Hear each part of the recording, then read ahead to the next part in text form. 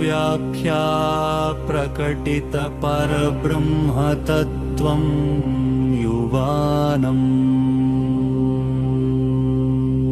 वर्षिष्टान्ते वसदृशिगणैरावृतम् ब्रह्मनिष्ठैः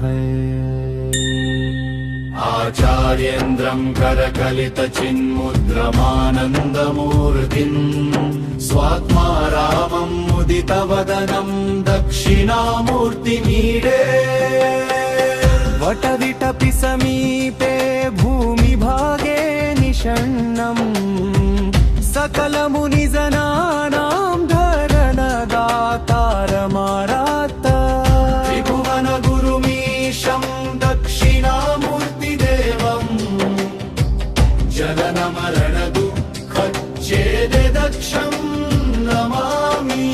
चित्रं वटतरोर्मूले वृद्धः शिष्य गुरुर्युवा गुरोस्तु मौनं व्याख्यानं शिष्यास्तु छिन्न संशयाः निधये सर्वविद्यानां भिषजे भवरोगिणां गुरवे सर्वलोकानां दक्षिणामूर्तये नमः।